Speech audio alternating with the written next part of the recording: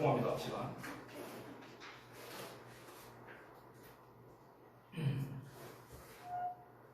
잠깐만요.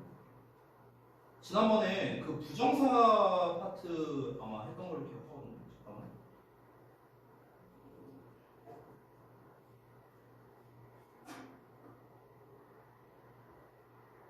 쉬다. 어디 가졌더라? 부정사 파트 했었는데, 자 일단 우리 그 하라미 같은 경우는 일단 수업을 이걸로 이제 지금 처음 듣는 거잖아요. 네, 그래서 이거를 좀 한번 개요를 먼저 얘기를 하고 좀 수업을 해야 될 것 같아요. 일단 책을 어디를 펴시냐면요. 잠깐만, PPT로 하니까 오히려 좀 헷갈릴 수 있어서요. 제가 그냥 교재 띄우고 좀 할게요. 교재 띄우고.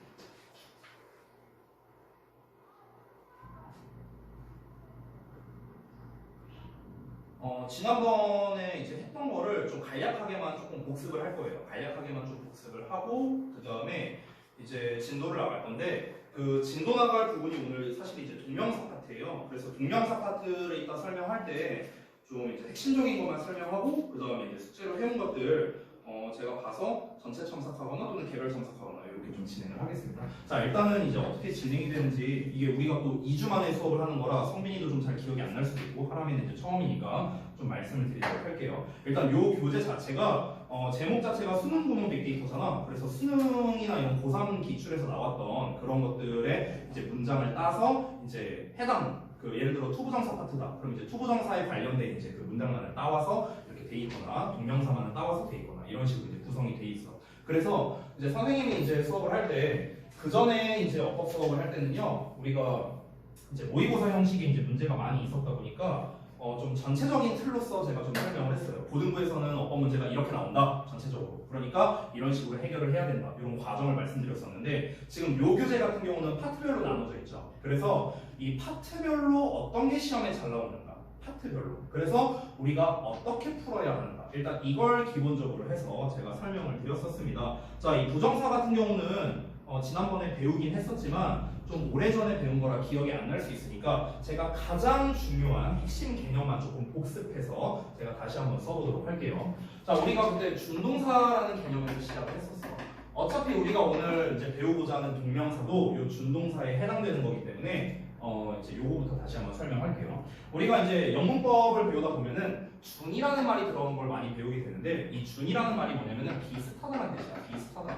그래서 준동사라는 건 결국 무엇이냐면요. 동사와 비슷한 녀석을 이야기하는 거예요. 동사와 비슷하다. 근데 여기에서 말을 보면은 비슷하다는 말이 있다는 건 결국에 뭐냐면 동사는 아니라는 뜻이에요. 그러니까 동사와 비슷하지만 동사는 아닌 녀석이야. 이게 지금 준동사를 배울 때 제일 중요하거든. 다시. 자, 준동사의 종류를 내가 미리 말하면 부정사, 동명사, 분사 세 종류가 있단 말이야. 근데 그 세 종류가 전부 다 뭐라? 동사와 비슷하지만 동사가 아니라는 점. 이 개념이 가장 핵심적인 거야. 가장 핵심적인 거. 그럼 여기에서 우리가 파악해야 되는 게 동사랑 비슷하다는데 이제 뭐가 비슷하냐? 비슷한 점이 이제 두 가지가 있는데 첫 번째는 생김새, 형태가 비슷하고요. 두 번째는 동사가 가지고 있는 특징이 있었는데 이 특징이 비슷했었어. 그리고 동사가 아니라는 점이 있었는데 동사가 아니라는 것도 중요합니다. 동사가 아니라는 거는 결국에 뭐랑 똑같은 말이냐면요. 동사 자리에 사용해서는 안 된다는 말인 거죠. 그렇죠? 동사 자리에 우리가 준동사를 쓰면 안 된다. 동사 자리란 건 어디야? 주어 뒷자리잖아. 그러니까 주어 동사 쓸 때 그 동사 자리에다가 우리가 준동사를 쓰면 안 되겠죠. 여러분 우리가 고등부에서든 중등부에서든 나오는 이런 문법, 어법 시험은 전부 다 뭘 물어보는 거냐면 자리 물어보는 거거든. 자리. 그러니까 예를 들어 투동사 원형의 밑줄이 쳐져 있어. 그러면 이 자리에다가 투동사 원형 써도 돼? 또는 ing의 밑줄 쳐져 있으면 이 자리에다가 ing 써도 돼? 다 물어보는 의도가 이거야. 그러니까 결국에는 어법 문제의 기본은 뭐냐면 자리를 물어보는 거란 말이야. 자리를. 그러면 우리가 지금부터 배우고자 하는 이 준동사는요. 동사가 아니니까 동사 자리에 쓰면 안 된다라는 이게 굉장히 중요하다는 거지. 그럼 여기에서 형태가 비슷하다, 특징이 비슷하다라는 멘트가 있는데 형태가 비슷하다는 건 되게 직관적이죠. 바로 우리가 받아들일 수 있어요. 근데 특징이 비슷하다는 건 조금 애매합니다. 특징이 비슷하다는 거에는요. 종류가 네 가지가 있었습니다. 첫 번째 뭐냐면요. 지금 여기서 특징은 다시 한번 정리해서 말할게요. 동사가 가지고 있는 특징들이 있어. 동사만이 가지고 있는 특징들. 근데 그 동사가 가지고 있는 특징들을 준동사도 가질 수 있다는 거야. 준동사도. 그게 총 4가지가 있습니다. 4가지. 자, 이걸 하나씩 볼 건데요. 첫 번째 뭐냐? 동사는요, 시제를 표현할 수 있죠. 시제. 그리고 두 번째, 긍정과 부정을 표현할 수 있죠. 긍정, 부정. 세 번째, 태를 표현할 수 있습니다. 능동태, 수동태. 근데 사실 위에 나온 1, 2, 3번도 다 중요하긴 한데 사실 제일 중요한 건 얘거든요.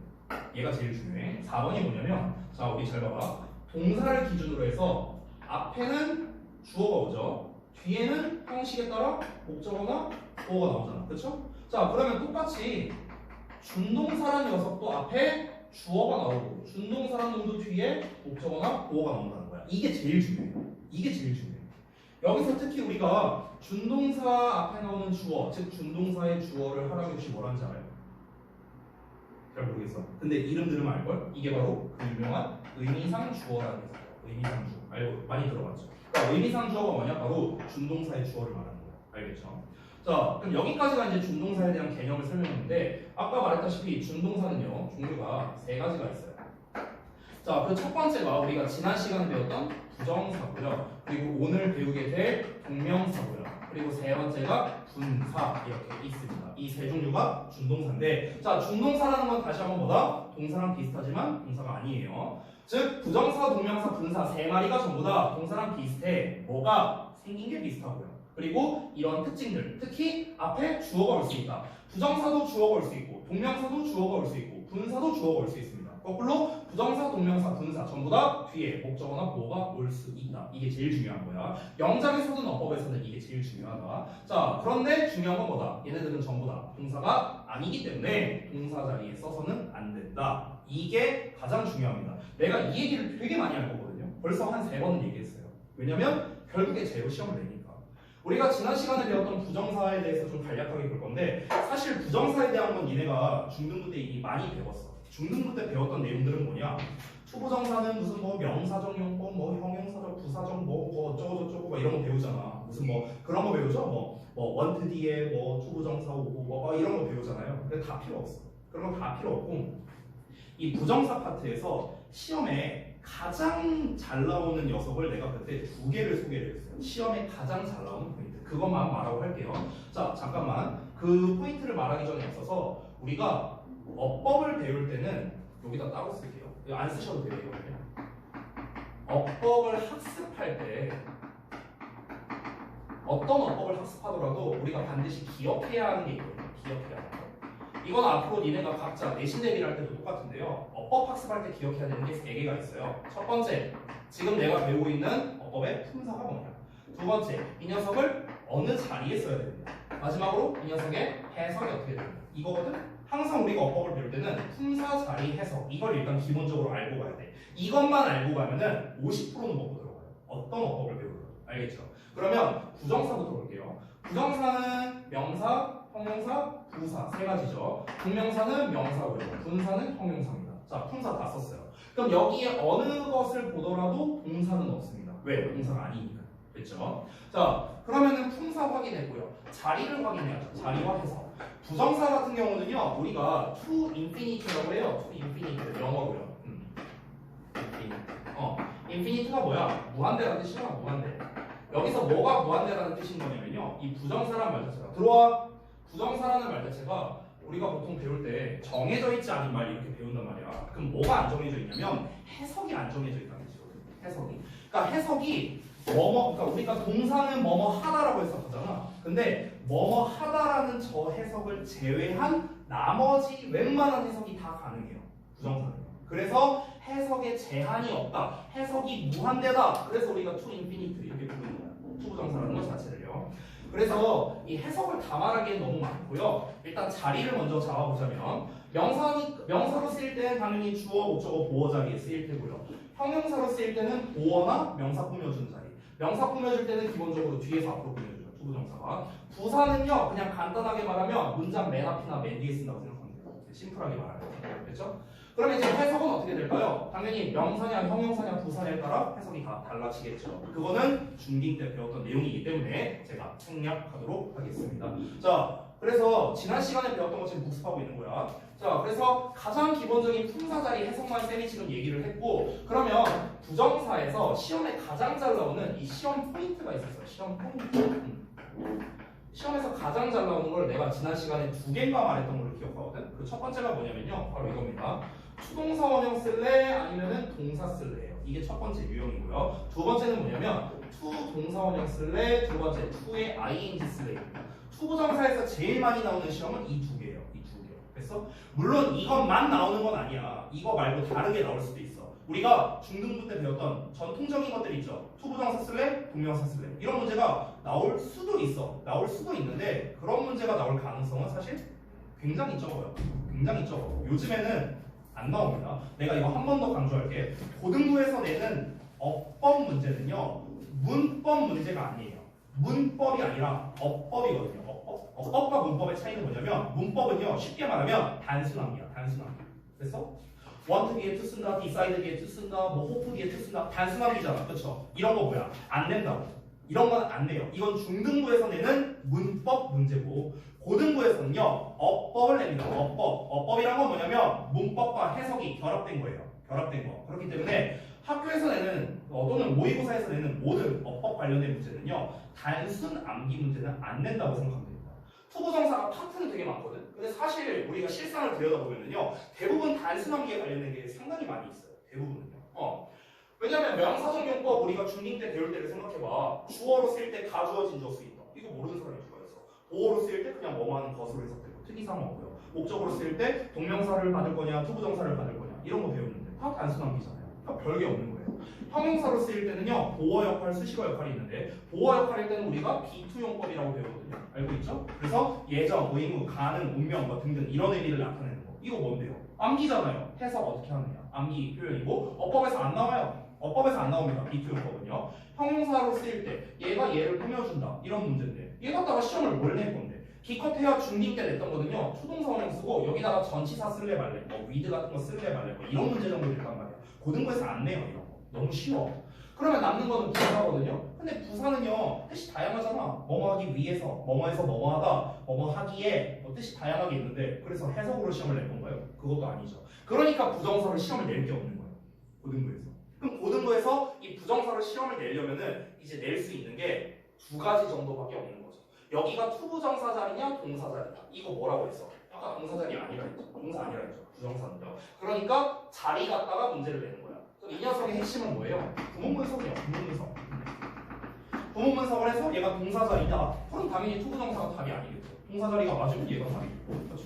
투의 동사원형과 투의 ing 같은 경우는요, 우리가 이미 사실 중3 때 간접 체험을 했었어요. 대표적인 게 뭐냐? 두 가지가 있어. 중3 때 배우는 거에 이거 비교하는 문제 대표 두 개만 알려주면, 첫 번째가 뭐냐면 look forward to야. look forward to. 뒤에 뭐 쓰냐? ing 쓰잖아. 뭐뭐 하는 걸 고대하는 거죠.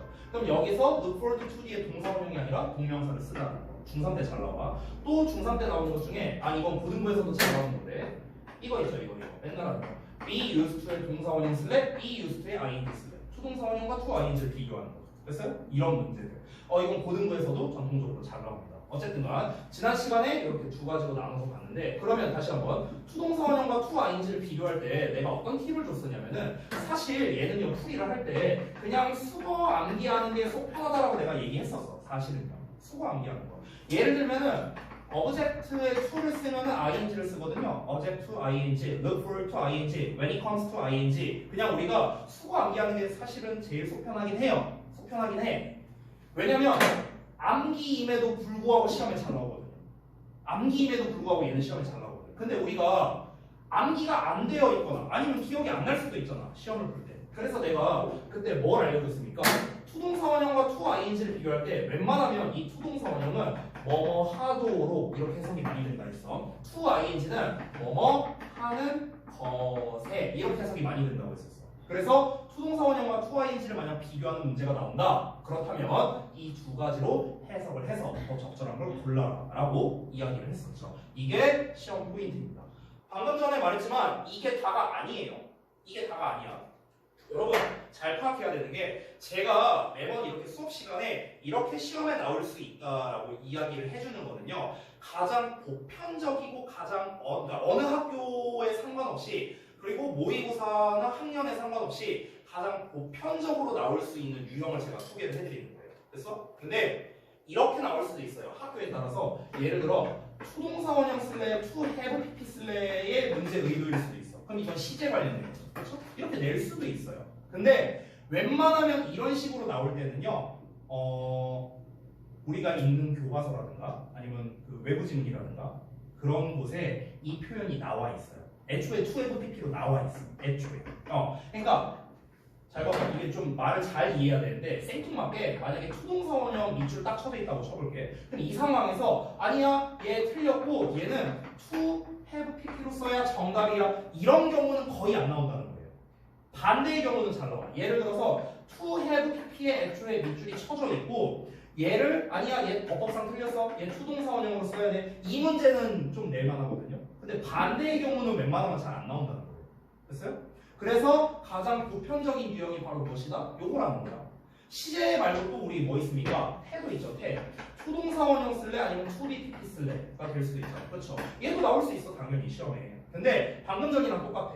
초동사 원형에 밑줄이 쳐져 있는 상태에서 얘로 써야 된다는 그렇게 많이 나오진 않아요. 근데 시제보다 좀 더 많이 나와. 시제보다는. 근데 반대로 to be pp에 밑줄 쳐놨어. 그럼 이건 당연히 무조건 태에 관련된 문제일 테니까 to be pp 아니야. 초동사 원형으로 써야 돼. 아니면은 아니야 to be pp가 맞아. 이렇게 문제가 나올 수는 있다는 거죠.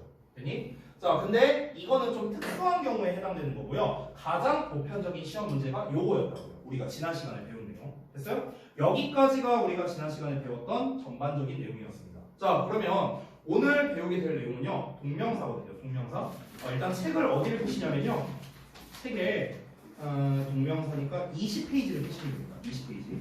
자, 제가 아까 전에 말씀드렸다시피 오늘 일단 동명사에 대한 이제 좀 기본 설명을 할 거예요. 아까 말했던 품사 자리 해석과 같은 기본적인 설명을 먼저 드릴 거고요. 그리고 지난 시간에 한 것처럼 시험에 어떻게 나오느냐, 그래서 우리가 어떻게 풀어야 하느냐 이런 거를 제가 설명드릴 겁니다. 이게 다 끝나고 난 다음에는 우리가 여러분이 이제 숙제를 해온 거 있죠? 그거에 대해서 제가 이제 피드백을 해드릴 거예요. 됐죠? 이렇게 진행을 하겠습니다. 일단 책에서 조금 괜찮은 내용이 있었으면 좋겠는데 일단 책에 있는 내용 잠깐 건너뛰고요. 자, 이번에도 좀 필기를 할게요. 저는 여기를 이것도 그냥 다 지울게. 지난번에 한 거니까. 자, 동명사 보겠습니다. 동명사. 이게 챕터 2죠.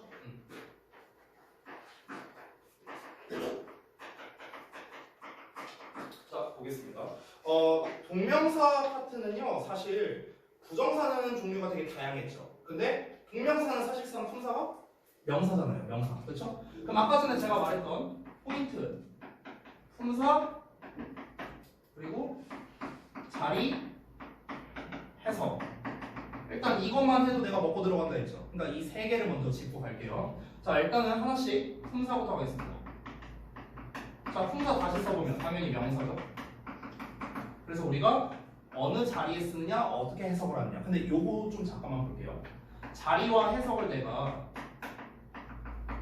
좀 나눠서 쓸 건데, 첫 번째, 당연히 우리가 기본적으로 알고 있는 주어, 보어, 목적어, 자리에 와서 우리말로 뭐 하는 것을 해서 된다. 이건 뭐 너네가 다 알고 있는 내용이잖아. 그렇죠? 근데 조금 특이한 게 하나 있거든요. 특이한 거. 그러니까 특이한 게 뭐냐면요. 이 동명사가 이거 중2 때 배우는 내용이긴 한데 뭐뭐 하기 위한으로 해석되는 경우가 있어요. 뭐뭐 하기 위한. 그러니까 이때는요. 보통 ing가 나오고요. 플러스 명사 이렇게 나오거든요. 이렇게 나와요. 형태가. 그러면 이때 보통 해석이 어떻게 되냐면 뭐뭐 하기 위한 명사 이렇게 해석되는 경우가 있어요. 있어. 가장 대표적인 게 뭐냐면 니네가 백화점이나 이런 데 옷 사러 갔을 때 옷 갈아입는 공간이 있죠. 피팅룸이라고 하죠. 피팅룸. 그러면 피팅룸이라고 했을 때 그 피팅 ing이 있잖아요. 그게 뭡니까? 피팅하기 위한 공간인 거예요. 그래서 예를 들어서 이제 스모킹 에리어 이렇게 나왔어. 그럼 이게 뭡니까? 여기서 스모킹이 뭐냐? 이게 동명사거든. 이거예요, 이거.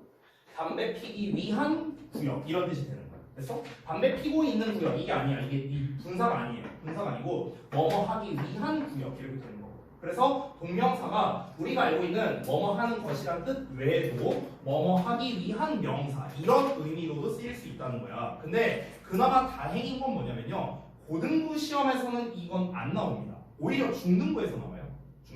중등부에서 나오고요. 예를 들어서 뭐 이런 거야. 만약에 예를 들어서 뭐 sleeping baby 이렇게 나와 있어. 그 sleeping에 밑줄 딱 쳐놓고 그 다음에 뭐 sleeping bag 이렇게 나왔어.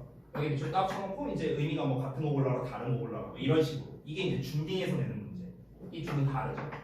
잠자고 있는 아기고 잠자기 위한 가방. 그래서 침낭이라는 뜻이 되는 거고. 되니? 어쨌든 아래는 동명사 위에 거는 분사인데 이런 문제는 뭐다? 고등부에서는 안 나와요. 딱 중3 수준에서 나오는 겁니다. 중3 1학기 수준에서. 자, 그래서 이거를 알려드리는 이유는 뭐냐면 단순히 그냥 독해를 위해서 알려드리는 거야. 독해를 위해서. 알겠죠? 어법으로는 안 나옵니다. 자, 그럼 여기까지가 동명사의 가장 기본이에요. 혹시 모르니까 형태까지 한번 써볼까? 사실 여러분이 잘 알고 있긴 한데요. 자리가 없어서 모르겠어요. 자, 형태 한번 써보자. 자, 형태는 굉장히 다양한 형태를 쓸 겁니다. 하나씩 다 써볼게요. 형태랑 해석까지도 써드릴게요. 해석까지. 자, 일단은 가장 기본형부터 가봅시다. ing 형태. 그러면은 이거는 기본형이죠. 좀 더 멀리다 쓸게요. 기본형. 그래서 여러분 방금 쓴 것처럼 뭐 하는 것을 해석하죠. 자, 그러면은 부정형을 한번 써볼까? 부정형은 그냥 우리가 앞에다가 not 붙여주면 됩니다. not ing. never 붙여도 되겠죠. 부정형. 그럼 부정형은 뭐뭐 하지 않는 것. 자, 이렇게 되겠고요. 여기까지 뭐 쉽죠. 자, 그 다음에 이제 수동형을 한번 써볼게요. 수동형. 자, 잠깐 쓰기 전에 앞서서 여러분 동명사는 이렇게 생겼는데 수동태는 비동사의 pp로 생겼죠. 그렇죠? 그래서 이거를 섞는 겁니다. 그럼 어떻게 됩니까? 빙 pp라는 형태가 되겠네요. 그래서 빙 pp. 이게 뭡니까? 수동형입니다. 수동형. 자, 그래서 수동형은요, 뭐뭐 하는 게 아니라 당연히 뭐뭐 되는 것으로 해석이 되는 거죠. 뭐뭐 되는 것. 자, 수동형이 나왔다면 당연히 완료형이 나와야 되는데, 자, 이것도 우리 오랜만에 한번 들어봅시다. 자, 봐봐. 여기 있는 거 안 써도 돼요. 예전에 한 거라. 여러분 그 중딩 때부터 이거 많이 배웠죠. have pp. 그렇죠? 제가 수업 시간에 이거 혹시 설명한 적 있었나? have pp는 뜻이 두 개밖에 없다. 안 했나 내가 설명? 안 했냐? 설명해 줄게요. 보통 우리가 have pp를 배울 때 이렇게 배우거든요. 중딩 때. 완료, 계속, 경험, 결과 이딴 식으로 배워요. 그러니까 틀린 건 아닌데 엄밀히 말하면 have pp는 뜻이 두 개밖에 없어요. 어떤 거냐면 첫 번째가 여러분이 계속의 의미로 알고 있는 거. 뭐뭐 해왔다. 이게 첫 번째고요. 두 번째는 했었다야. 했었다. 이거밖에 없습니다. 그래서 뭐뭐 해왔다라는 뜻과 뭔가를 했었다. 그러니까 했다라고 쓸게요. 제가 했다. 이 두 개 뜻밖에 없거든. 근데 이 두 개 뜻의 차이가 뭐냐면요. 위에 거는 뭐냐면 해왔다는 이런 의미예요. 이런 의미. 해왔다. 이때부터 이때까지 해왔다. 라는 의미고요. 했다라는 거는요. 기준 시점보다 먼저라는 뜻이에요. 기준 시점보다 먼저 했다. 그러니까 기준 시점이 이때야. 이때. 현재 시제. 해부가 현재니까. 그래서 기준 시점보다 먼저 내가 했다. 이런 뜻이 되는 거야. 그래서 우리가 왜 현재 완료 배울 때 경험의 뜻 있잖아. 경험의 뜻. 너네 그런 생각 한 적 없냐? 쌤 같은 경우 어렸을 때 have pp 배우는데 보통 현재 완료 배울 때 이렇게 배워요. 과거부터 과거에 있었던 일이 지금까지 영향을 준다. 보통 이렇게 배워요. 당연히 맞는 말이야. 맞는 말인데 근데 나는 좀 이해가 안 됐던 게 현재 완료의 경험을 배우는데 여기 과거가 있어. 여기 현재가 있어. 그러면 이때부터 이때까지 한 적이 있다 이렇게 해석을 하잖아. 그럼 한 적이 있다가 이렇게 뭔가 연속성을 가진다는 게 조금 이게 맞나? 좀 이런 생각을 했었거든요. 그러니까 경험은요, 요 해석에 가까운 거야. 기준이 현재고 현재보다 이전에 했다라는 뜻이야. 그냥 했다. 그래서 이거를 했다라는 건 말 그대로 내가 해봤다라는 뜻이잖아. 그래서 경험의 의미로 쓰일 수 있구나라고 이렇게 이제 확장이 된 거죠. 그러니까 엄밀히 말하면 했다, 했었다야, 했었다. 되니? 그래서 다시 한번 have pp의 뜻은 뭐다? 두 개밖에 없어요. 두 개밖에. 자, 이걸 좀 알고 있는 상태에서 완료형을 써볼게. 자, 완료형은 have pp에다가 이제 ing를 섞어야 되니까 having pp 형태가 됩니다. having pp. 이렇게 쓰고요. 그럼 요건 이제 완료형이 되는 건데 그럼 완료형은 해석이 어떻게 된다? 두 개라고요. 두 개. 방금 말했다시피. 그럼 어떻게 될까? 첫 번째는 뭐뭐 해 온 것 이렇게 해석될 수 있겠지. 첫 번째 이걸로. 두 번째는 뭐뭐 했던 것 이렇게 해석이 되겠죠. 되니? 그러니까 둘 중에 하나로 해석이 되는 거야. having pp가 되면은요. 근데 일반적으로는 얘로 해석이 좀 더 많이 돼. 했던 것. 얘가 좀 더 해석이 많이 나온다. 일반적으로는. 자 그리고 마지막으로 하나만 더 쓸게요. 자 수동형 썼고 완료형 썼어. 두 개를 섞은 것도 나올 수 있겠죠. 바로 완료 수동형입니다. 완료 수동형. 여러분 그 우리가 항상 이런 형태를 만들 때는요. 동사의 형태를 만들 때는 시제가 먼저 나오고 태가 뒤에 나오는 게 기본이에요. 자 시제는 완료형이니까 have pp잖아. 그렇죠? have pp. 그렇죠? 근데 태는 비동사의 pp니까 be pp죠. 근데 이거를 뭐랑 섞어야 돼요? 동명사랑 섞어야 되거든. 동명사 됐어? 그래서 having been pp라는 형태가 되는 거야. 되니? 그래서 마지막으로 써보자면 having been pp 이런 형태가 되는 거야. 근데 having been pp 자체가 그렇게 잘 나오진 않아요. 그래서 이거는 뭐다? 완료 수동형이 되는 거야. 완료 수동. 그럼 완료 수동도 어쨌든가 완료의 의미가 들어가 있으니까 해석이 두 가지로 되겠죠. 되니? 그러면은 뭐뭐 해온 게 아니라 뭐뭐 되어 온 것이죠. 뭐뭐 되어 온 것. 이렇게 해석이 되거나 아니면은 뭐뭐 됐던 것 이렇게 해석이 되겠네요. 뭐뭐 됐던 것. 됐냐? 이렇게 해석되고. 되니? 그래서 동명사의 기본이라 할 수 있는 형태, 해석까지 알아봤습니다. 자, 사실 지금까지 설명한 것들이 이제 동명사의 가장 기본적인 것들이라고 할 수가 있거든요. 제가 새삼스럽게 동명사를 목적으로 받는 동사 뭐 그런 애들이 있죠. 뭐 avoid, 뭐 mind, finish 뭐 이런 애들이 있잖아. 이거는 생략할게요. 책에 있으니까. 그리고 동명사의 시제에 관련된 거는 방금 얘기했고요. 지금 이제 남아있는 게 의미상 주어에 관련된 거 이제 남아있거든요. 그거를 좀 설명하고 넘어가겠습니다. 자, 여기를 좀 지울게요. 자, 3번으로 쓸게. 의미상 주어. 아까 전에 말했다시피 의미상 주어란 건 무엇이냐면요. 준동사의 주어를 말하는 거야. 준동사의 주어. 그러면 의미상 주어라는 녀석을 어느 자리에 쓰고 어떻게 해석이 되느냐가 또 역시나 중요하겠죠. 그리고 의미상 주어를 어떤 형태로 쓰느냐 이것도 중요하겠죠. 심플하게 한번 정리해 볼게요. 자, 일단 동명사